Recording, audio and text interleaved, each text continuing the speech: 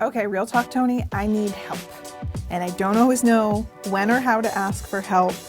I don't always know when I need help even, but I know that my inability to ask for help has hindered my progress as a photographer, and I'm done with it. I've made a New Year's resolution. I'm asking for help this year. No way. If you want it done right, you gotta do it yourself. Honestly, working with other people ain't all it's cooked up to be. No, yes. I think that every single person would benefit from learning how to ask for help. And so we're going to be talking about how asking for help can improve your photos.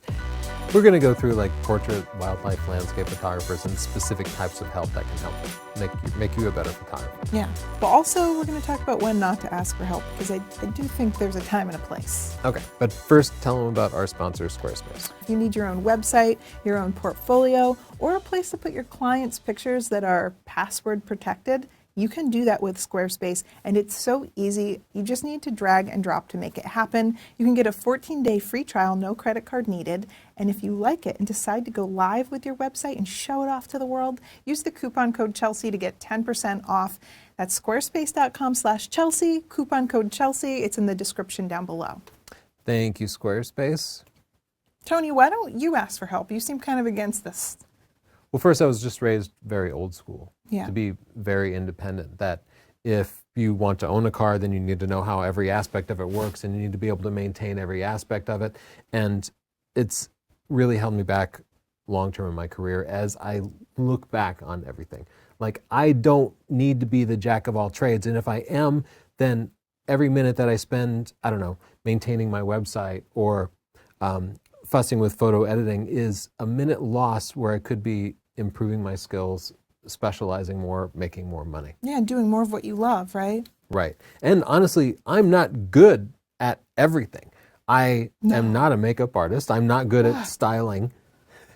There's a million things I'm good at and 2 million things I'm terrible at. Yeah. And those things I'm bad at, I'd really be better off if I give that task to somebody else. I think that applies to everyone, and I looked into kind of the psychology of why people have a hard time asking for help. It's really common that people don't know how to ask for help. A lot of people are afraid of rejection. A lot of people don't know that they need help in the first place, and other people are afraid of imposing on someone by asking for help. So we're going to be talking about ways to get help. Of course, there's asking for favors, there's also bartering and trading, and then hiring people, which is what you want to do if you can. Asking for favors can be kind of complicated. You know, when you ask for a favor, of course, you have to then return the favor at some point. You can't just spend your entire career asking for stuff for free. Well, then it's like bartering, but it's more like open-ended.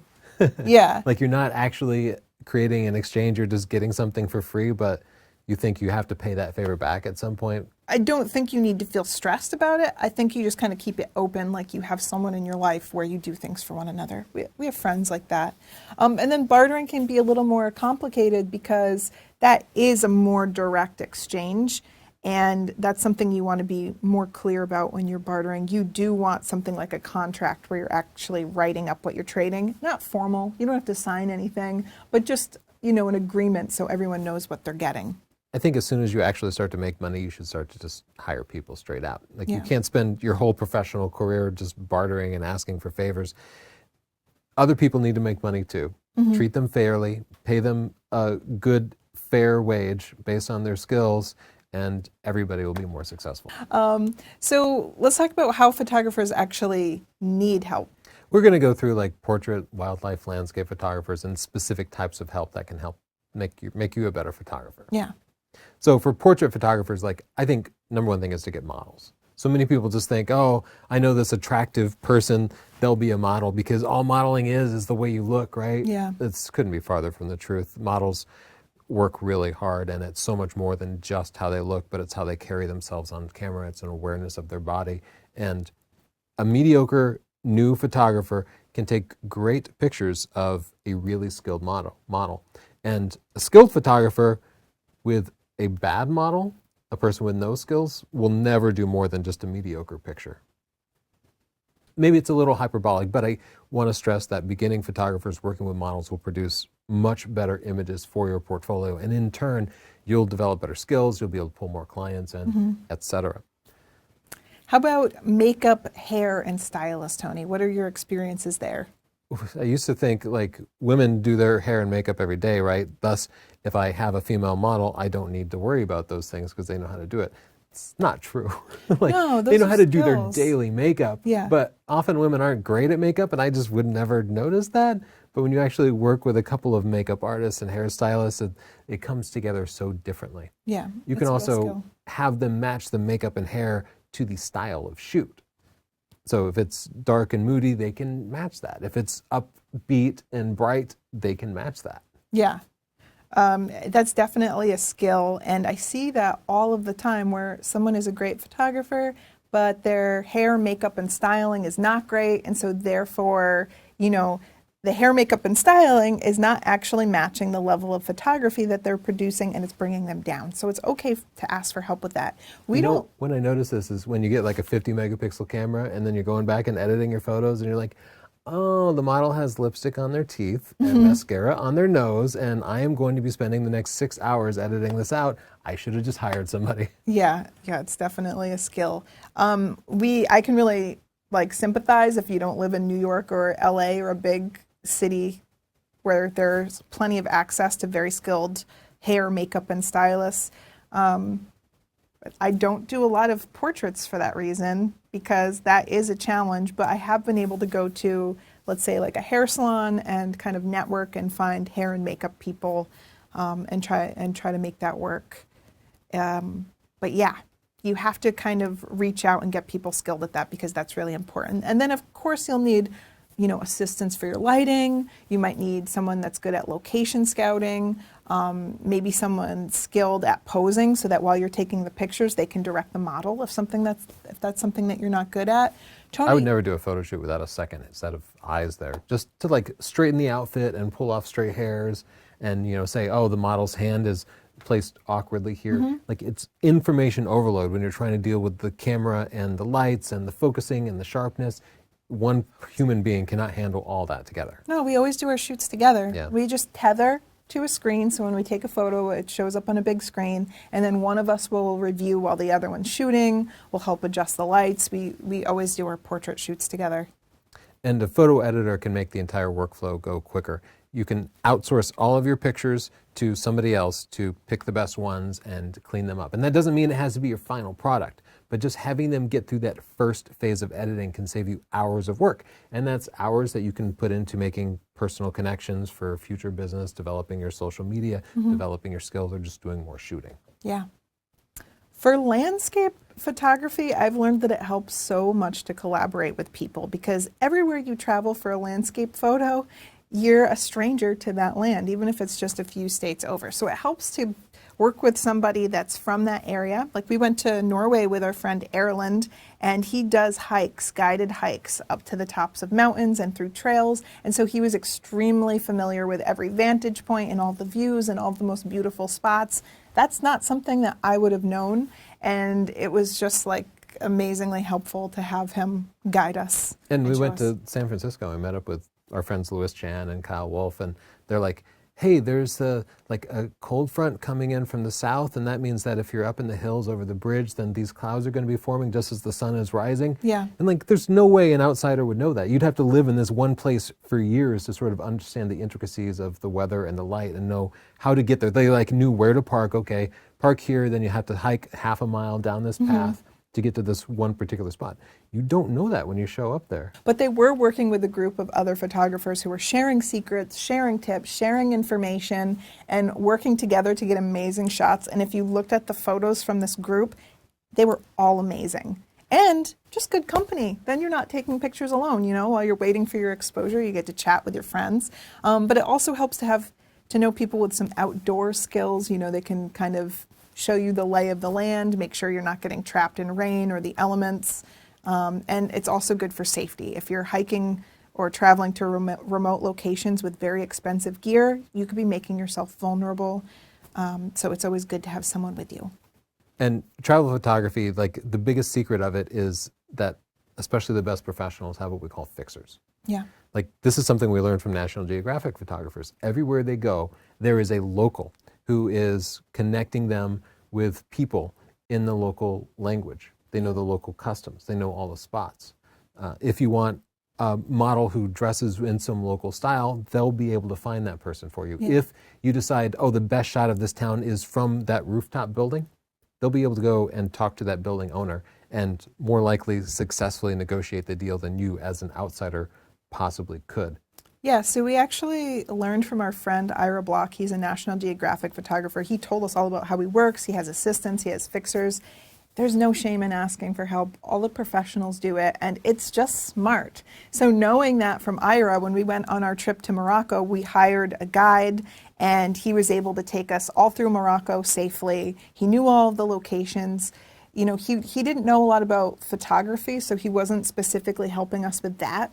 But just having someone take that one worry away of how do we get from point A to point B, you know, safely, on time, what like freed us up to be able to take photos in a more enjoyable way. So that was helpful. And it was also good security. You know, he knew where to go and where not to go. So if you're traveling, you might need that help. We also had, like, people have been generous. Like I said, I'm very bad at asking for help, but something I've been so fortunate with is that people give us help all of the time. And people have been so generous with their knowledge and with their time. And so we've had people just give us like Google Maps pinned with all the best photo locations when we go on a trip. And that is so incredibly generous. So nice. Yeah, you know exactly what to expect and where to go. Yeah. Wildlife photography is actually so complex. People think, oh, you just get some big glass and you show up. It's not the case at all. It takes actually years to understand the local flora and fauna and the lighting and the humidity and all these different factors to get like a really good photo. And so much of that is biology, but so much of it is also connecting with local wildlife enthusiasts who are probably not photographers. Like birders know so much. And when you connect with a few birders or other wildlife enthusiasts, they will call you at 6 a.m. and say, oh my God, there is a bald eagle nesting right here. Or there is this kingfisher that is repeatedly hitting this one spot. Let me show you where. Yeah. And that's what's going to get you the great shot, or at least let you find those locations. Yeah, or the snowy owls come to this area once a year, and I know because there's an owl spotting group that I follow on Facebook, and so, you know, I kind of look for different communities where we share an interest, even though they're not photographers. They like the same birds that I like, and so we can help each other in that way. It might also be a good way, if you're teaming up for wildlife, you might be able to do something like share the cost of rental equipment, or help each other track. Or another person you could link up with might be a hunter. Like I've seen duck hunters in our area, and they have these boats that are actually blinds. They're all camouflage and covered. We could talk to them, Tony. A lot of cool. photographers are like, oh no, I would never kill an animal. Like, okay, but hunters have been studying this for decades, and believe it or not, they actually love the wildlife too. Yeah. And they can tell you whether you need to be upwind or downwind. They can tell you exactly what kind of camouflage you should be wearing in which type of forest, and generally how to move silently. Like they have 85% of the skills you need to take good photos. Yes, I'm basically a hunter. I just don't do the killing. Right. And then my last tip on asking for help, no matter what kind of photographer you are, is be open and be creative. There is always someone that's going to know something you don't know, and you could apply that to your photography. Maybe they do body painting. Maybe they're a really good tattoo artist. Maybe they make beautiful cakes that you could take photos of. There's going to be so many incredibly talented and creative people that you could fold into your photo world. So don't be afraid to be open-minded and think of different ways people could help. Networking, right? Like make connections, talk to people, hand out business cards, tell people what you do. Honestly, it's almost like magic. So often I voice wanting something, and how often has it happened that we like meet that person within the week? That's They'll true. be like, I just want to take a classic car picture, and like someone will roll up and be like, "Love, do you see my car? Want to take a picture of it?" Like it's happened enough times where I'll be like, Tony, it keeps happening. And I think it's not magic. I think that you have to know what you want to get what you want. So just keep in your mind what you want to shoot, who you need to know, and be open to those experiences. Another type of networking is like literal IT networking, Yeah. like computers and stuff. Technology is really so important to photography nowadays. Like I think we have something like 200 terabytes of storage between all our photos and video. And managing that is difficult. Now, I have an IT background, and that helps out a lot, but most people don't. Something I don't have a background in is like bookkeeping and accounting. So we outsource our bookkeeping. That is going to be such a big deal. Most people can't keep track of that themselves. And if you are keeping track of it, it's probably distracting you from doing more valuable work. Yeah. Especially portrait photographers, you'll need to have contracts written up. And we have contracts in our professional portrait training series that you can use as a template, but it also really helps to have an attorney look that stuff over and customize things for your local laws. You probably will never need it. But on the other hand, stuff can come up and you might end up getting yourself sued if somebody hurts themselves in your studio or if you fail to fulfill something. It's better to be safe than sorry, right? Another place where you probably need somebody to help you out is with web hosting. Like your web presence is extremely important. You're going to have a nice portfolio set up. It's going to reflect who you are as a business. You're going to be sending your clients files and allowing them to book appointments and pay, and that is incredibly complex. And that's why I outsource that stuff to Squarespace. This is a sponsored message. I just segued that just incredibly beautifully. If you want your own website where you can have all of that and you don't have to learn CSS or HTML, where you don't have to test it on every mobile device because they've had professional designers do that for you, go to squarespace.com/Chelsea. Set your website up, and if you love it, after the 14-day free trial, use the coupon code Chelsea. Yeah, that gets you 10% off, but it also tells Squarespace I'm doing a great job, and that would really help me. And you can get a domain name there. Like I have northropphotography.com. Yeah. I hate it when people give me their professional portrait card and they're so-and-so at gmail.com. You might as well be like AOL.com. It just seems so unprofessional to me. So we've been talking about all of the ways that you can get help, but where do you get help? And we kind of touched on that a bit. Like I was saying, online, I sound so old. The internet is so helpful, guys. But really, being a part of online communities, Facebook groups, forums, like forums on Reddit, you can find people there with really helpful information. And you, like I said, you just have to know what you need to know. And for me, I like to track wildlife, so I go into local birding groups and look for which birds are migrating and what's there. Something I learned from an online birding group is that there are amazing birds in Central Park. So that's on my to-do list, to go to Central Park and get some cool bird photos. Mm-hmm. Our friend Samantha Shannon would just walk into boutiques and ask if she could use their clothes to put on the models for her shoots. And then she had some like styling relationship with them. I walked into a really cool vintage shop and they had a bunch of vintage dresses, so I was able to incorporate those into my photography. You just have to be open-minded and those opportunities will come to you. Let's talk about when not to ask for help, Tony. Okay. I have had this happen many times, especially because I'm in the position where I'm like a more prominent photographer and YouTuber, where people will come and ask me for help and they have no idea what they want. Or they want something just so general that wouldn't help them. They'll say, can you share my photography? It would really help me. I go and look at their Instagram. They have 5 pictures. They're clearly a beginner. They have no branding. They have no plan. They're asking me for something I can't help them. I'm not the situation that can help them. Where they need help is all of this other stuff. They need to work on their portfolio, take more pictures, and practice.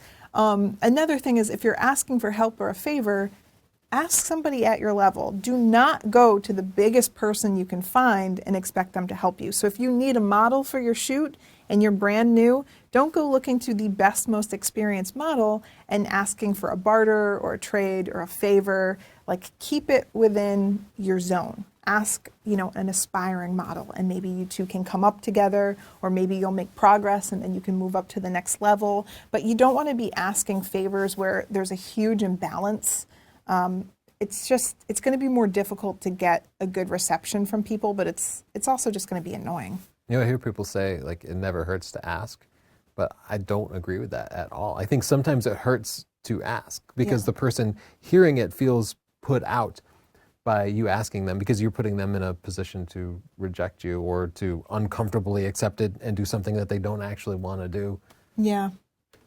Another thing is when you're asking for help, you want to make sure, again, you know exactly what you need. Don't just say to somebody, you know, can you help me with portraits, and just leave it open. Be very specific and say, you know, I need help on a portrait shoot. I need somebody that knows how to direct the light, or I need somebody that knows how to direct the model, help me with posing, make sure their hair's not out of place. When you're asking for a favor, be specific. Otherwise, it's stressful for the other person to not know what they're going to do.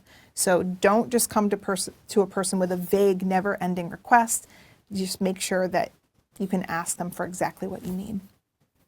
And then also, if you're going to be doing the favors part of it or the bartering part, give as much as you take. You don't want to be the person that's always just asking for favors and never returning them, or always getting the better side of the barter. Like, if you're going to go into it with that spirit, think about what you have to offer and what you have to give. And it might not be photography. Maybe you're going to someone and they're helping you a disproportionate amount. Offer other services. If you're a great cook, cook them a meal. Or if you're great at ceramics, make them a pot of some sort. Woodworking, maybe you can fix their front door that's broken. Like, think outside the box of how you can be helpful and make the other person helpful. What if you're good at ceramics? Oh, you covered that already. I don't know why that came to me. As I was saying it, I was like, who does ceramics? You've been watching Ghost too much. I think that's what it is. I think maybe it was that ghost meme you sent me, and my brain was just like, ceramics are sexy. I think you can actually give a little more. Like, if you're hiring somebody, go ahead and throw in some social media exposure for them. Like, if you put up a picture, say, hair and makeup by so-and-so. Yeah. And if they get a good reception, if they pull in extra clients, maybe the next time you work with them, you'll get a little more enthusiasm out of them. I think that, you know, we covered a lot. So if you think there's more ways that photographers can get help, or if you have trouble asking for help, put a comment down below. Thank you so much, Squarespace, for making this podcast possible, but also for providing us with really great websites. I think we have like 7 between us. Mm-hmm. That's pretty impressive, Tony. If you want your own, go to squarespace.com/Chelsea and use the coupon code Chelsea to get 10% off.